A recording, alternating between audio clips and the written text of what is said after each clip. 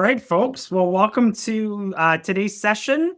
We're going to unpack what's happened in the last month in the markets, and then we're going to chat a little bit about what's driving the economy currently, and then we'll unpack about how we design portfolios to weather the storm that we've actually seen over the last 8 to 12 weeks.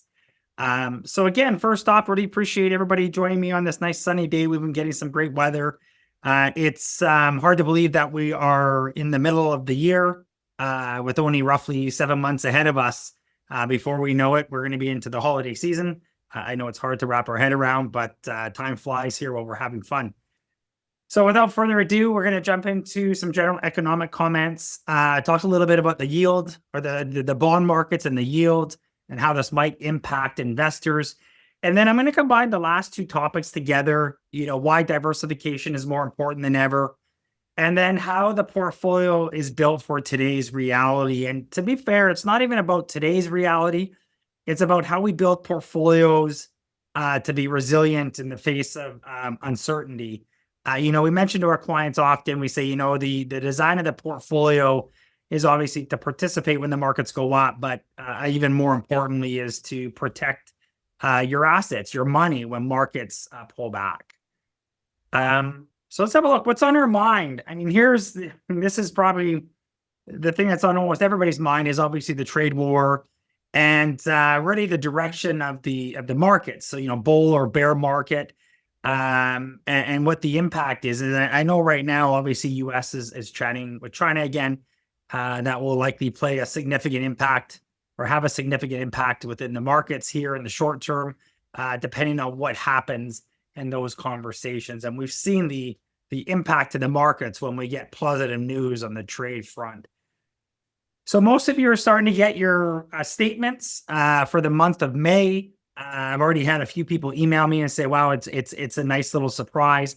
Most people will say, or you hear often in the news, sell in May and go away. Markets tend to be a little bit more stagnant as we head into the summer months, but this May was one of the best ones we've had in decades. And so when we look at just the overall markets, they posted a gain of anywhere between 3 to 8%. And when we look at it on a monthly basis, we think it's, wow, we've had a really significant gain. But the reality is from January to April, we had some pretty significant decline. So this is really getting us back to even on the year. The bond markets, the bond market for the month was flat. When we look at from a Canadian point of view, for the year, it's up nominally, which is unusual because generally speaking, when we see uncertainty in the equity markets, we tend to see a rotation of assets that from riskier assets to more conservative assets. So we tend to see bonds, GIC, so on do quite well, but that hasn't been the case this year. And even if we go back as far as 2022, when we had the last bear market, markets fell between 20 to 30% that year, and the bond market was down between 10 to 12%. Okay. Now, one thing I should have mentioned at the beginning is if you do have questions, I do encourage you to put it in the Q&A. There's a tab at the bottom of your screen. Please chat them or please type it in as we go through, and I can answer them either at the end or as I'm going through the slides. So what did happen in May? So we had a lot of earnings came out, a lot of corporate earnings, especially in the US. Q1 earnings were announced. One of the reasons we actually saw some resiliency in the markets was because we did get some positive news on the trade talks. But not only that, we also had fairly decent earnings from a lot of the big companies. Roughly 78% of the companies actually met or exceeded their earnings estimates. Now, what's interesting is 40% of every call that a reporter, every company that reported, they commented about AI, and I'm going to get into that a little bit, later here. But I think it's important for us to remember, again, we are going through this shift in the way we just run our daily lives, and it's important to make sure that we have some exposure to some of these companies that are at the forefront of AI. Now, even though we had some positive notes or positive trends on the trade talks and on corporate earnings, there were some things that we're thinking about, that we feel might be some headwinds as we look forward. We still anticipate the markets. We think we're cautiously optimistic that we'll see some gains between now and the end of the year. But that being said, we don't think it's going to be rosy from here on out. We think there's going to be some challenges, and this is the general theme when we're looking at corporate America. If you actually look here, between the last quarter and Q1 and Q2, the amount of times that the companies said they were uncertainty, or we had uncertainties, it more than doubled from one quarter to the last. And last time we saw this type of language in earnings calls, we'd have to go all the way back to the COVID crash in 2020. Generally speaking, companies will always comment about some things that might be challenging within their profits and business and ahead, but no more or than the present that we're getting a lot of these companies that are saying, hey, this whole trade talk, this whole policy out of the US, it's really difficult for us to determine what's going to be happening here in the near future. And when we look at the US administration and their economic policy, obviously it creates disruption. And when we look at this uncertainty index over the last 40 years, again, you'd have to go back to 2020 as the most recent where we had the most uncertainty within the markets. And pre that, it would have been in the global financial crisis. In 2000, 2001 would have been the tech wreck.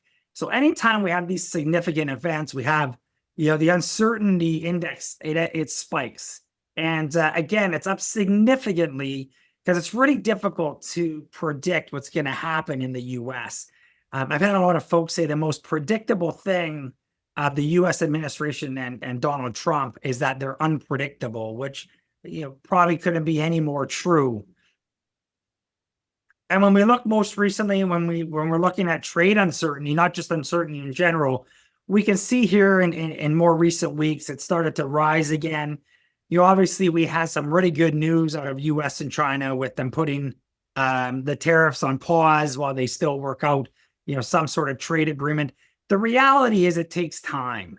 And, even most recently, there's been some news or headlines that have mentioned how Trump has said, it is difficult to get a deal in place with China, but they are working towards it. They are moving in the right direction. So anything that comes across as positive and that we are making progress, I think the markets will likely respond in a positive fashion. So another thing that we're looking at here is obviously this, Trump coins it the big, beautiful bill. The challenge with this is, we saw in the early stages of his presidency, obviously Musk and Doge, they cut a lot of corporate or not corporate government entities in an effort to cut just the overall deficit and the spending. Unfortunately, this big, beautiful bill, as it's coined, is likely going to unwind that to even a bigger degree. The fiscal worries, obviously, it includes significant tax cuts. From a Medicaid point of view, millions could become uninsured. And then when we look at the tax cuts, a lot of these tax cuts are going to really benefit more so the wealthy. And what is problematic is when you look at, from a deficit point of view, it's going to spike, based on what is currently in the actual bill. We're likely going to see the deficit skyrocket as much as $4 trillion. They're already almost at the debt ceiling. So this is the bone of contention with everything that's going on. Whether it's going to get passed in its form today or it's going to have some adjustments, we're not quite sure. But obviously, the general concern is, from a fiscal point of view, how much is this going to affect the U.S.? And we will get into that in a second. So this is a good segue to talk a little bit about treasuries and the bond market. The bond market in general, we just saw most recently, probably within the last 2 to 3 weeks, the U.S. Had an auction of their treasuries, and it was received not poorly, but the demand for risk with U.S. treasuries was the highest it's been in probably 2 to 3 years. So let's have a look at this. So again, just general comments about U.S. treasuries. Obviously, the budget deficit has become a worry for bond investors since Moody's has downgraded the credit rating of the U.S. This is in addition to obviously the spending that they're going to have with this bill that's on the table. But the good news is the tariff-driven sell-off appears to be more technical. And obviously, there's been periods where people have been more worried. But in general, we actually think there's a little bit more positive news coming out of the bond market more recently. U.S. Treasury notes have backed off from their recent high of over 5%.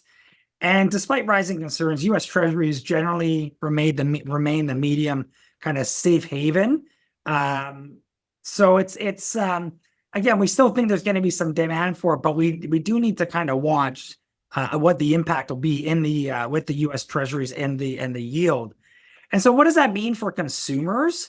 Well, a couple of things. I mentioned this earlier. There's an additional demand or additional premium that's demanded from investors. So we can actually see, since it's not new by any means, but, since, COVID and onwards, we're starting to see a spike upwards of, rising yields. They want to get paid more for holding U.S. debt. Okay. And when we actually look at the yield, and I mentioned this before, the most recent auction, the yield was over 5%. I think it came in about 5.4%. And so why that is problematic is that, number one, the biggest one is it affects U.S. government borrowing costs. So if obviously the rates increase, the government's borrowing costs will also increase. So as the deficit increases and the yield increases, it's just going to be more costly to service their debt. Okay, that's number one. Number two, from a consumer point of view, commercial loans, mortgages, and so on, they also increase. So right now, the 30-year mortgage is over 7%, which is up significantly. And then lastly, obviously uncertainty around inflation are key factors that likely keep the yields here volatile in the short run. So again, we actually believe that, if the yields stay a little bit choppy, it is going to affect the market. So yet another headwind just in general. And when we look at the next slide, just in general, and I apologize, it's a little bit grainy here, but when we just look at the overall borrowing costs here, when we look at mortgage rates and car loans, we've seen car loans actually come down a little bit from that high inflationary and high interest rate environment that we were coming out in 2022, but they still remain elevated. Mortgage rates remain elevated, and we can see they somewhat correspond with this whole treasury rate as it's increasing as well. So no question, just the overall borrowing costs and the servicing of debt is actually going up. And that's problematic for US consumers and Canadian consumers as well. So, okay. So let's actually switch gears. Again, I'm going to talk a little bit about the importance of diversification, portfolio construction. And when we talk about some of these headwinds that I just mentioned, these are things that we look at and we try and anticipate some of these challenges that we're going to see in the economy, okay? And we try to design portfolios that, again, insulate our clients and protect their net worth, when we do go through these stretches of volatility. But when things improve, we want to make sure that they're participating on the upside as well, okay? So the first thing that we look at is obviously how do we diversify asset classes? And I'm going to unbundle this a little bit. Because asset class is anything that you can invest in: a stock, a bond, real estate, infrastructure, private credit, private equity, and so on. In Canada, actually North America, most investors invest in two asset classes, which is stocks and bonds. Okay. So when we look at expanding beyond that, there's a few different things we look at. So number one, correlation. Is the strategy or is another asset class a true diversifier? Okay, number one, we look for low correlations to traditional asset classes, especially equities. Number two, is there a strong return history to actually add it to the portfolio? And then number three, what's the historical volatility on those investments? And the goal is, if we're going to add alternative investments or add beyond the two traditional investments, we want to make sure that we can try and mitigate or reduce the risk that your guys are taking. And what that does is it just smooths out just the general returns within the portfolio. So when we look at what happens on a larger scale, so there are things what are called retail investors, which are you and I. Okay, we're the ones that are investing generally the Canadians across, obviously the country. And then there's institutional money managers. So that would be pension plans, endowment funds, charitable foundations. When you go back to say, 2 decades ago, 25 years ago, most of these large institutions that I just mentioned there, they invested in stocks and bonds. That's how they made their money. That's how they grew those pension plans over time. Well, what they recognized over the last 25 years or so is they had to evolve. The CPP is a great example. I'm going to show you 2 slides hereafter, but the CPP, they looked at altering their investment strategy about 2 decades, 3 decades ago. And the reason they did this is they recognized there was more people drawing on the CPP, the Canadian Pension Plan, than were contributing. And so what they needed is they needed to have more consistent, predictable returns and not as many drawdowns. Because at the end of the day, if we went through a period of time where we had significant declines in the markets and they were investing just in stocks and bonds, obviously the Canadian Pension Plan didn't want to send letters out to Canadians saying, hey, we've had a really tough period. We got to reduce your payments. So what they've done is they've evolved over time and they've actually invested beyond these 2 traditional asset classes of stocks and bonds. And they've added private debt, private equity, real estate, infrastructure. Okay. So when you look at a lot of these large institutions or even endowment plans like Yale and Harvard and so on in the States, you got to ask yourself, well, what do they know that retail investors don't? Like, why are they doing it? But retail investors, not everybody is doing the same thing. Here in Canada, less than 1% of Canadian portfolios have any private debt, private equity, real estate, infrastructure, and so on in their portfolio. Okay. The majority of Canadians, they subscribe to a traditional asset mix. Maybe it's a 60-40, 60% equities, 40% fixed income, or 70-30 or what have you. But that is what they're owning. So a really good example in 2022, when I mentioned equity markets were down, stock markets, and then fixed income markets, bond markets were down. The 2 asset classes that they were investing with were both down double digits. Okay. So that quote unquote safe asset class actually did nothing to hedge the risk in their portfolio. Okay. So when we looked at the CPP, and I use the CPP because it's Canadian and everybody knows it. As a matter of fact, a lot of folks on this call are likely receiving Canadian Pension Plan benefits. When we unbundle or unpack what they've done over the last 20 odd years, in 2005, and some people here on this call have already seen this slide, but in 2005, less than 5% of the CPP was allocated to alternative investments. So you might say, well, what is an alternative investment? Just like I said, private equity, real estate, infrastructure, other assets, private debt, or private real estate debt. Okay. Now, this chart just shows every 5 years, you can see the actual weighting to these alternative investments. They gradually grew, and they actually peaked in 2018 at 50% on this slide. Okay.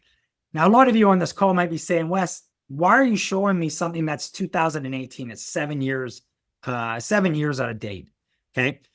And I knew people were going to ask me that. So I actually went to their actual report, their 2024 report. And I can't remember what page this was on, but this was as of March 31st, 2024. And we can actually see they still own public equities and government bonds, roughly 40%. But the other 60% is in some of these other things that I mentioned before: real estate, infrastructure, credit, private equities, and so on. Okay.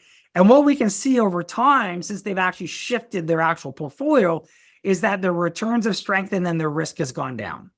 Okay. And again, I go back, why don't retail clients have the same access? The nice thing is for all of the Harbourfront, all of our families that we work with, you have access to these types of investments. And because of that, we've been able to introduce you beyond two asset classes. And again, I'll talk about that in 1 second. So let's talk about the first one. I'm going to talk about stocks and bonds a little bit in a second, but I want to talk about some of these alternative asset classes. Okay. Now, one of the questions I might get when I talk about real estate is we're seeing a lot of comments in the news and the media, how the condo markets across the country are starting to struggle a little bit. And I agree. The development stage on condos, because borrowing costs are high, development costs are high. What we're seeing developers that are slowing or putting the brakes on doing development, especially in the condo space. But for existing condo or income generating properties, they're not going anywhere. They're built, they have tenants, And I can give a lot of examples of these types of investments where investors are getting cash flow for owning those investments. Excuse me. So when we look at this chart, the way to look at it is on the right-hand side of this chart here. These are equity markets. And if we look at the equity markets over over a 20, 30-year period, they average roughly double digits, some a little bit higher, some a little bit lower. Okay. But in general, you get, if you can actually stomach the volatility, you'll generate roughly a 10 to 12% rate of return in equity markets. Okay. But the risk is higher, and we can see that. We can see the drawdowns. Okay. The drawdowns in any given year can be pretty significant. So for a lot of our retirees, they might have $1 million invested. They don't want to invest in something that'll be down 25% and now their million is worth $750,000 or worse.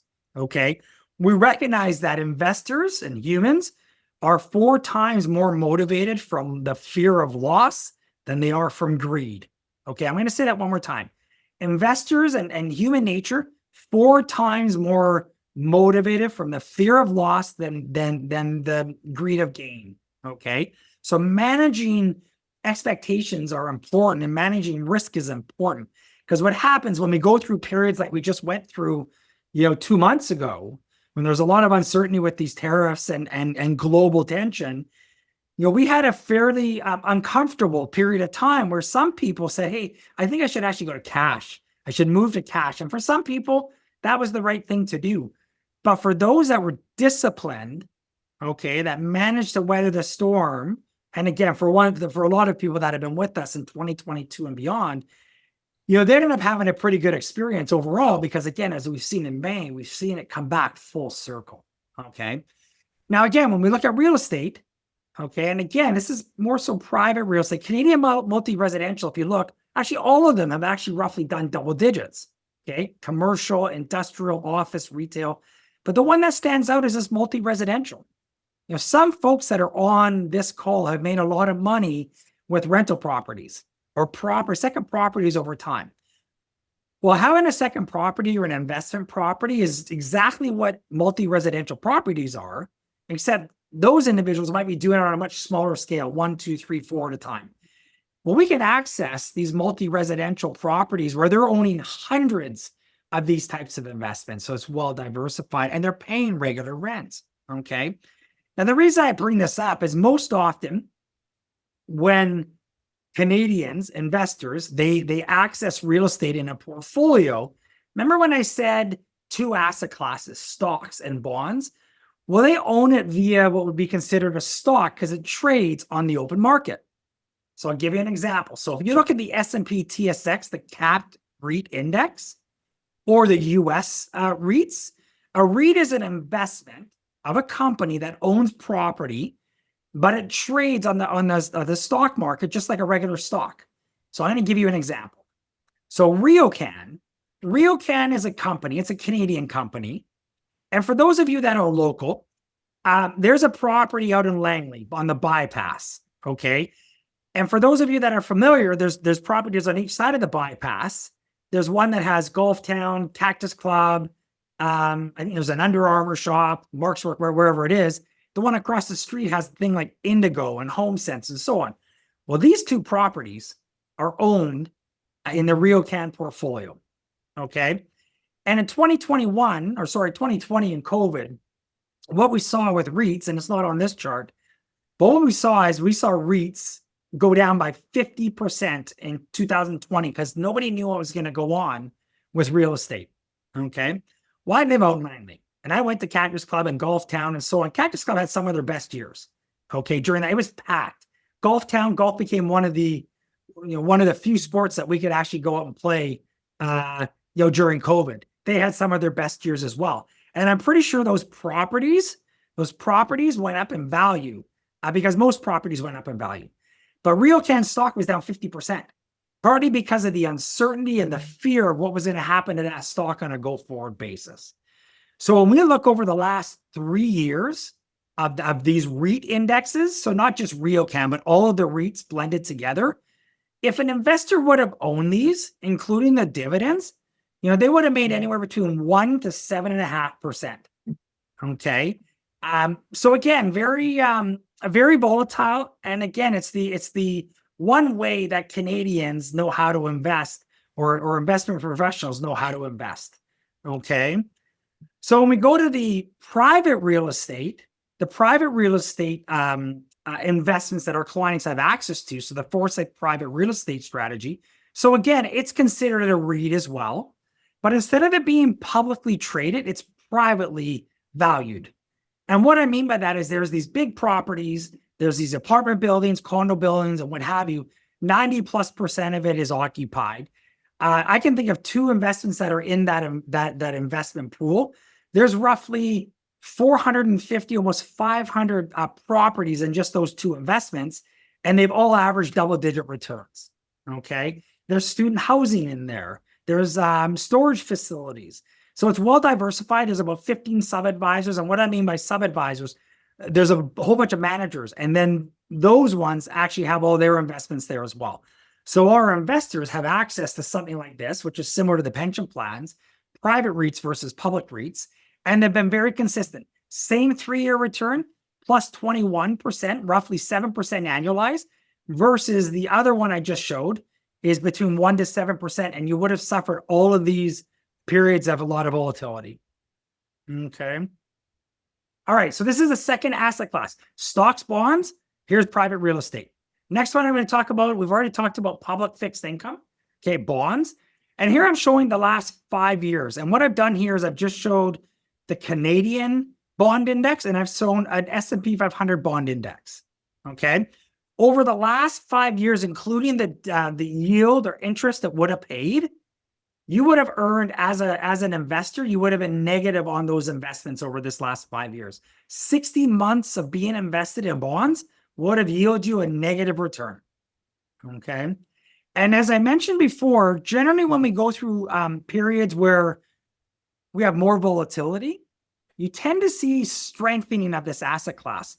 But look at this, 2022, when we were going through higher inflationary times, higher interest rates. As rates go up, bonds do go down. So there is a correlation.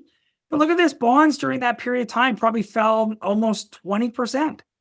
Okay, during a period of time where equity markets also fell close to 20%. And then there was some consolidation. We've now started seeing a little bit of upside on the first few cuts here. And now we're starting to see it's starting to consolidate here in the last 12 to 18 months. So from our point of view, again, we haven't been real big fans of public fixed income, but we are recognizing that it is getting a little bit more attractive as interest rates, start to come down. So, and I think I said earlier, as interest rates go up, bonds go down. When interest rates go down, bonds go up. And so again, this is what we're seeing right here. All right. But in general, I talked earlier, Canadians, 60-40, 60% equities, 40% in these types of things. Okay. Well, let's look at what the pension plans, endowment funds, and so on do. Here's private credit or private debt. So again, yet again, our families, our investors have access to more than two asset classes. So here's a fourth asset class, private credit or private debt. This is over the last 5 years. We can see very consistent. Okay. And again, you might look at this and say, hey, why does it kind of go up in step fashion? It goes up this way because it gets valued every month. If you remember these private real estate, private credit type investments, they get valued once per month at the end of every month. So here's a great example for folks that have been investing in these private credit strategies. Again, very consistent, predictable here. So again, yet another asset class. Okay. I'm going to shift gears here. I'm going to talk about equities. Okay. And this is what's really driving our emotions right now, is what's happening in the equity markets. So here's our thoughts on some of the equities. I'm going to give you an example of ways that we not only own more traditional assets, stocks or ETFs that own them, but also how we're tapping into, our chief investment office as well, chief investment officer office, on how we actually manage risk. Okay. So, when we look at, I've talked about concentration risk of the mega sevens. When I talk about the mega sevens, we're talking about Microsoft, Apple, NVIDIA, Alphabet, and so on. Some people ask me, should we be investing in the US still? The answer is yes. And there's a reason why. When you look at, how things are evolving within the economy, obviously we're going through this innovative wave, which I'll show you a slide here in 1 second. But 8 of the top largest companies in the world that are at the forefront of robotics, digitization, AI, and so on are US based. And as a matter of fact, they're mostly the ones that are listed right here. Okay. So it's imperative that we actually own some of them, regardless of how we feel about the US. If we don't own some of these in the portfolio, we're not going to participate. And what we've seen is, yes, they were down significantly at one point, but they come charging back. Some of them are still off their highs, which is a positive thing. We can still add to them. But in general, we think 5, 10, 15 years out, some of these, again, are going to be the leaders within this space. So when we look at this innovative wave, we've had about 6 of them in history. Okay, and when we go all the way back to the 1800s. So we actually, the first wave was kind of the Industrial Revolution, and then obviously the railways, automotive, the industry, really revolutionized how we get around. Then we went to aviation, and then we went to the digital, the early stage digital, which was the internet, right? And if you remember, in the early 90s, very few of us used the internet. It was something that was quite foreign to us. 1990, 2.3 million used the internet. 26 years later, 3.4 billion, where we can't even go a day without even using the internet. And so again, we've just seen, obviously how things have changed in our day-to-day lifestyle. Well, now we're in this kind of 6th wave, and we're in really early stages. And again, I talked about it in my commentary about 3 weeks ago.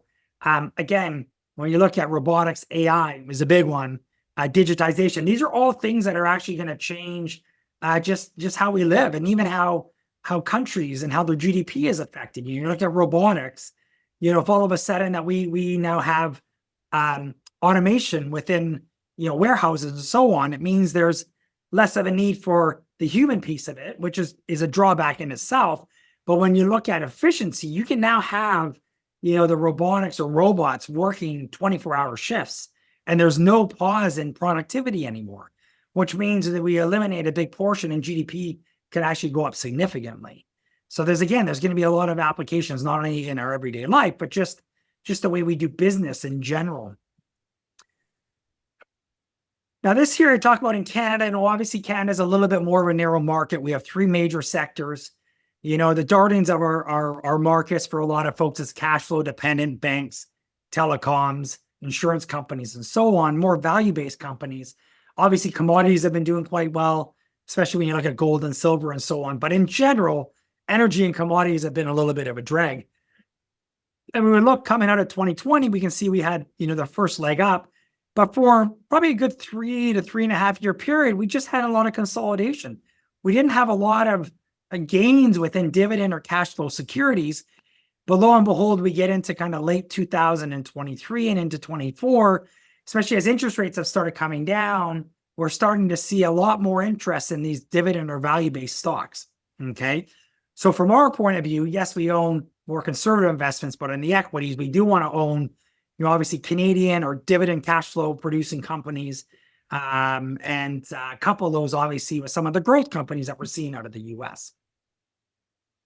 Now, here's one that I've been getting more conversations or more questions about. And this one is about just the case for global diversification. Okay. Now, for a lot of folks, a lot of our families, you already own investments that have global exposure. I'm going to talk about the Percy Harris strategy in 1 second, just unpack that a little bit for you.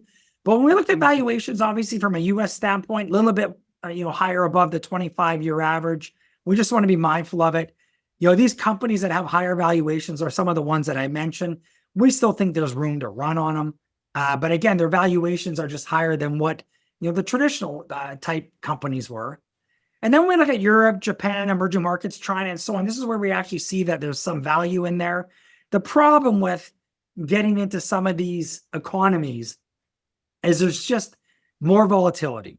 So as an example, China might be something that is, something attractive from a value point of view. But with this unrest between the US and China, that concerns us a little bit.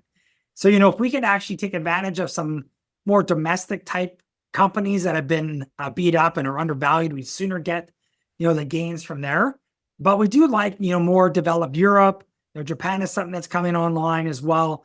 So a lot of our families actually own these. We actually think there's actual upside and rationale to be owning some of these in addition to Canada and US. So I'm going to talk about the global equity strategy that a lot of you hold. So just really quickly, Percy Harris, you have access to about 5 different sub-advisors in there. Their global portfolio, their institutional strategies. The strategies vary somewhat from manager to manager. And they're diversified away from strategies that have more embedded biases to North America. They do own, obviously, some of those big mega sevens that I mentioned. You can't get away from those, even on global investments. But the nice thing is they only make up a portion of this. We actually have a good shelf of assets within it. So when we're looking at it from a construction point of view, obviously we've been talking about diversification is number one. We want to make sure that we have institutional access to investors and managers that generally are inaccessible for retail clients like you and I. The allocations, obviously, they're optimized for the strongest returns.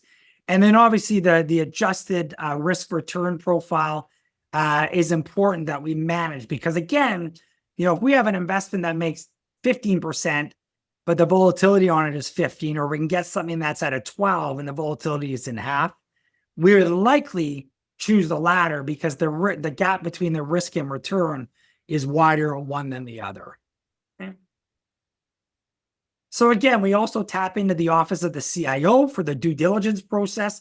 So again, the benefit is obviously, and this is a cycle, but again, once they have a manager selection, they add it or subtract it.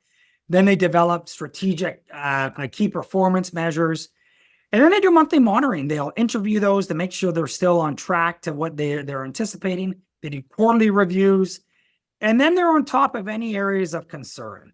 All right. And then they review it and they determine if they should reallocate the investments within that strategy. And I can tell you, most recently, they've actually fired one company. And fired is a very strong word, but they actually removed it from the allocation because it was on their watch list for a couple of quarters. And they said, no, we actually want to go in a different direction. I'm going to talk about those 2 additions that they've just had. Okay.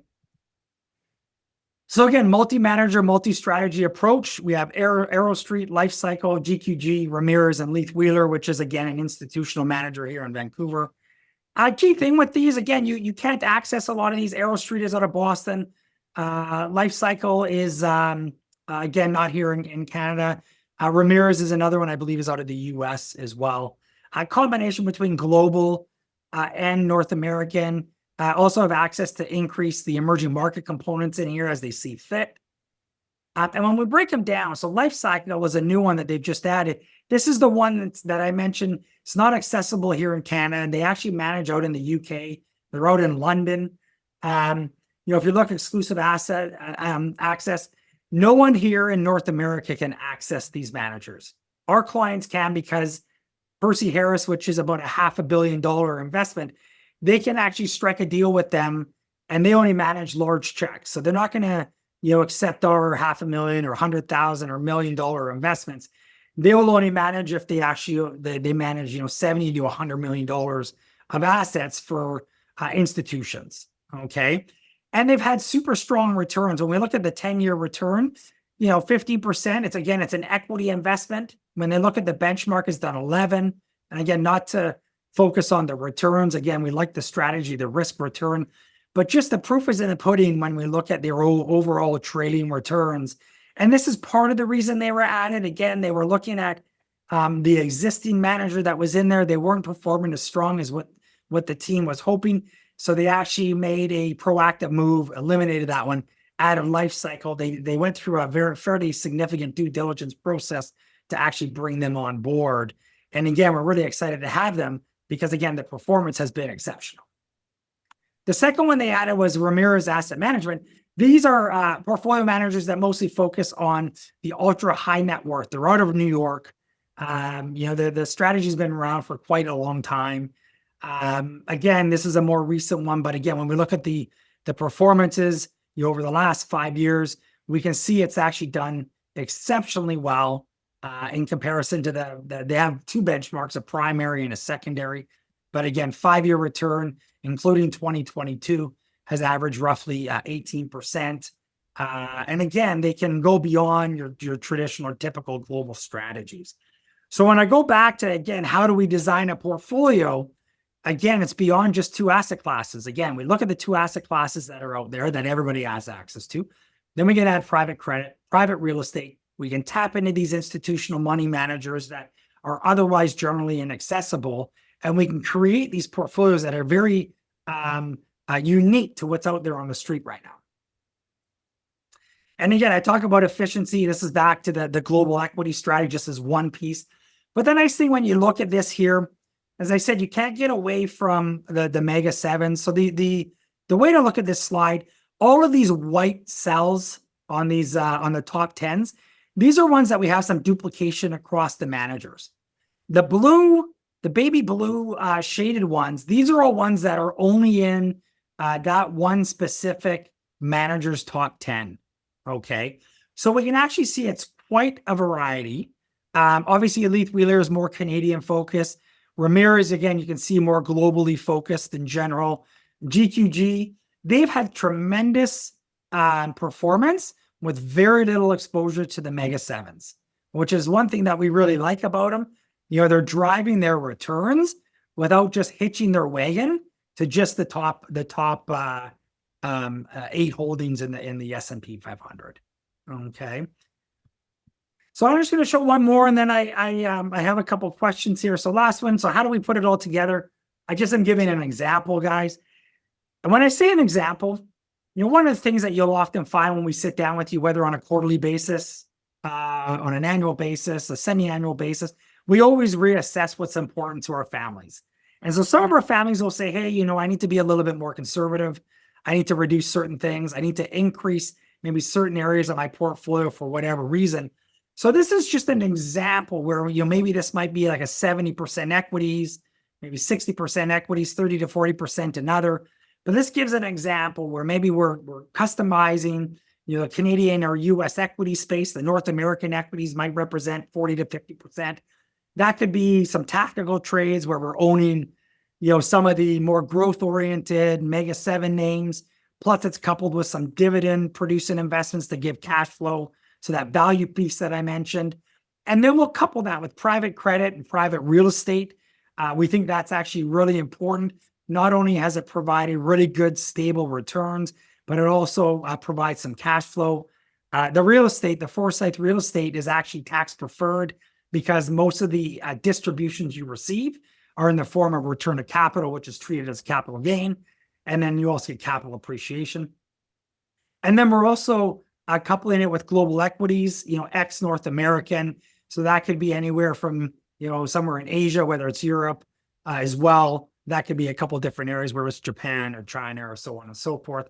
And then we are starting to add a little bit of a sliver of some fixed income.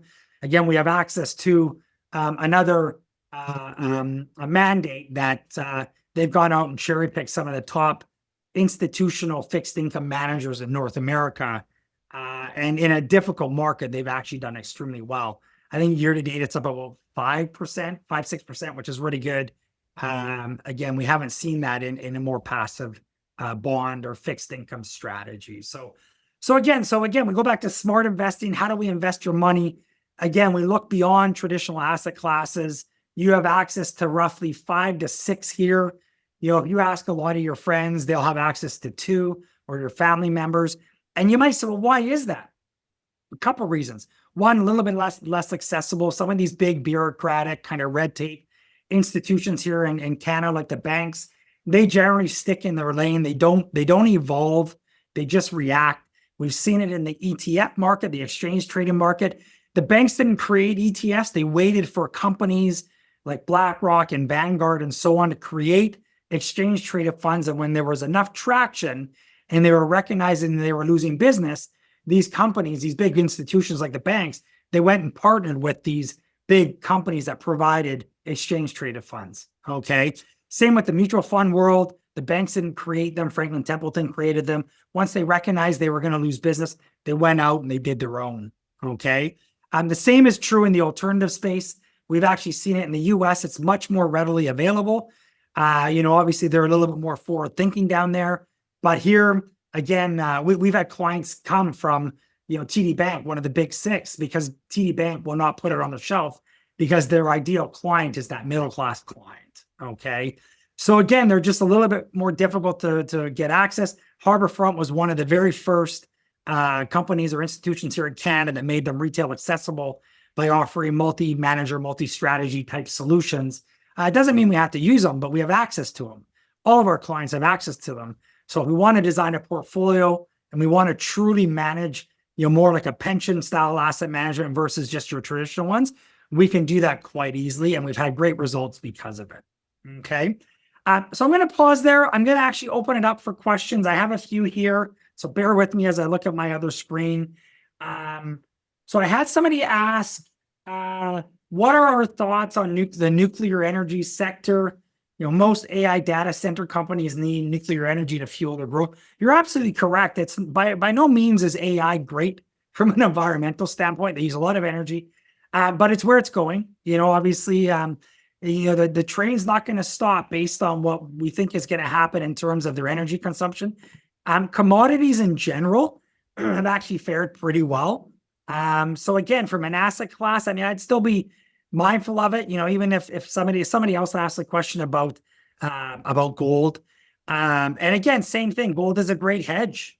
Gold is another commodity type resource that we're very lucky in Canada, but in general, we're seeing a little bit more of a consolidation with gold. I think with uranium, it could be a very fickle resource, but it's been doing quite well as of late. So it's definitely something worth looking at. So, and somebody else asked, you gave some examples of private debt and private real estate. Can you provide some examples of infrastructure Harbourfront is considering? So that's a great question, actually. Foresight, there's actually been a little bit of a shift with some of the investments within Foresight. So Foresight is our real estate portfolio. And actually, I'll go back in history a little bit. So our private credit pool, which is Rockridge, which was called the Rockridge Private Debt and Real Estate Portfolio in the early years. And we actually had a pretty significant interest in just real estate. So what happened out of that first mandate came our private real estate investment because there was a lot of interest. Okay. And now we have a standalone private credit pool, private real estate pool.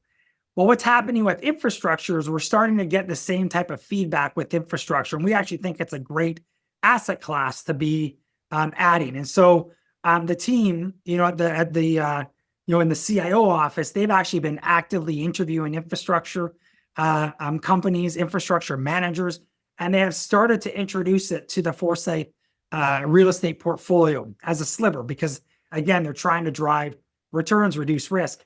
So I can't give you specific examples, but I can tell you it's on the horizon here, and it is actually already starting to be introduced to the real estate portfolio, and we're pretty excited, given the space that it already represents in a lot of different pension plans and charitable foundations and so on. So we will see more of it, and perhaps we'll see a standalone infrastructure strategy in the future. Time will tell. Okay. I have another question here. I didn't talk about it. It's a good one to bring up. Somebody's asking about interest rates. What are our thoughts on interest rates? So again, out of the Canada just came out last week and they held interest rates steady. So they stayed right at the mark that they had. It doesn't mean they're not going to cut. We still think we might get another 1 or 2 cuts between now and the end of the year. US is a little bit different. US has a little bit more of an issue. They actually have had some pretty good job growth in the US.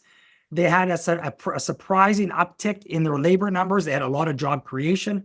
On the private job front, they had actually a reduction, which was a little bit of a surprise, but not significant. So given the strong market, the labor market out of the US, and inflation just staying steady, for all intents and purposes, the US Fed is not in a rush to cut. Despite Trump really pushing for rate cuts, Powell is hanging tight. He does not want to cut at this stage. I wouldn't be surprised if we get 1 or 2 rate cuts between now and the end of the year, but Canada has already cut several times already here before the US. So again, we'll see what happens, but so long as the market stays fairly robust, so long as earnings season stays pretty good or earnings results stay pretty positive, Like I said, I think it'll be a little bit more muted out of the US, unfortunately. So borrowing costs will continue to stay high. Yeah, for the consumer, with tariffs, that could just take a little bit more out of their pocket, because we are starting to see, some of those tariffs and increased costs from that policy trickle down to the consumers, at this stage. So, okay. And that's actually about it, guys. Oh, here's one more that just came in. They're asking about the US dollar, Canadian dollar, which is an interesting topic of conversation. For those of you that are traveling, obviously the Canadian dollar has been appreciating. The tough thing right now is that, in the US, they're always looked at as being the safe haven of currency, from an economic point of view, the most stable in the world. But given the policies that Trump has rolled out in the last 2 to 3 months, it's creating a little bit of kind of a cautious outlook on the U.S. Moody's has downgraded them. Yields have actually been a little bit higher. There hasn't been as much interest in their treasuries, although they've been picked up for higher rates. But yeah, I mean, we would see probably the Canadian dollar potentially appreciating. It's now trading around 73 cents or 136 on the opposite side. So we wouldn't be surprised if we see the Canadian dollar appreciate a little bit. One of the things I didn't mention when we're designing portfolios, as Canadians, if we're owning US investments, if the Canadian dollar appreciates, we actually lose money as investors. I don't know if you realize that, but obviously the US dollar depreciates, and therefore we have risk in the portfolio. So one of the other things that we do, in amongst everything else I mentioned with, different asset classes, but we also have the ability that when we're investing in the US, we can also invest in hedged investments. So as an example, if we do a tactical trade and we're going to own the NASDAQ as an example, where 50 to 60% of that index is the mega 7 companies, we can actually invest for our clients, on our clients' behalf, we can invest in a hedged version of that investment. And so what it does is it actually hedges it back to Canadian dollars. And the benefit of it is it reduces the currency risk within that trade. So if all of a sudden we see the Canadian dollar appreciate 5 to 8%, we're not losing 5 to 8% on the investment. Okay. And the same is true if we believe the US dollar is going to appreciate. We can buy the non-hedged investment. And the benefit of that is if the US dollar appreciates, then obviously from a Canadian point of view, we make more money. Okay. All right. Well, I had somebody here. I made this comment. One last question. They said, how are private real estate investments performing? Some major problems in condo markets with developers. Yeah, I mentioned that very early in the conversation. These are existing buildings. These aren't development buildings. Think about an apartment building you drive by in Vancouver, Richmond, Langley, Burnaby, that everybody's paying rent. There is an issue, obviously, with the development stage, again, because of carrying costs, the cost to do projects, with pre-sales being slow. Obviously, banks won't lend unless they sell a certain percentage of those. So the private real estate, again, last year, I believe Foresight came in around 7 to 8%. The 3-year average rate of return has been 7. The inception return has just been a little bit better than 8, just under 8%. And these are all annualized numbers, by the way. So we're pretty confident in it. Again, there's about 15, 16 different strategies within that one pool. And again, it's not just residential, but there's student housing, storage facilities, multi-income family properties. So again, not only are the managers diversified, but also the types of real estate, income generating real estate are diversified as well. Okay. Okay, folks, I'm going to wrap here. If anybody has any questions or comments, you can email me. My email is not on the screen. I should have put that in last time, but you can go to our website, oakwaterwealth.com. You can find me there. You can also give us a call. For those of you that are our clients, you're more than welcome to email me, message me, what have you. There will likely be a recording of this that will come out. And one last thing I forgot, we still have a good group of attendees. Nobody's jumped off. We did a survey, I don't know, maybe about a month ago, asking for what important topics that people thought would be relevant. I'm happy to share that we are going to look at having another guest speaker come in. Obviously, we had Teresa Schuck come in last one. This one that's coming in, we're going to talk about the estate side, because that was actually one of the top topics that you folks wanted to hear more of. So we're actually going to tap into somebody who actually is kind of an expert in the space. He's going to talk a little bit about, how we plan for today and how we plan for the future, things that you should be thinking about, obviously, when it comes to the estate plan. And one of the biggest ones is, how do we cut out, CRA, which is generally one of the biggest beneficiaries of Canadian estates. A big chunk of what we actually end up paying is tax that goes to CRA. So that will be for the July session. I believe it's going to be July 8th or 9th. There will be an email that'll be coming out over the next couple of weeks. But again, the next one will have a guest speaker focusing on the estate side. And then we'll likely shift in August, or we might even do a pause in August, pick it up again in September. So we'll let you guys know. So once again, really appreciate everybody for spending some time with me today on this beautiful day. Again, reach out if anybody has questions. I wish you guys all the best. Have a great week. We'll talk to you soon. Take care. Bye now.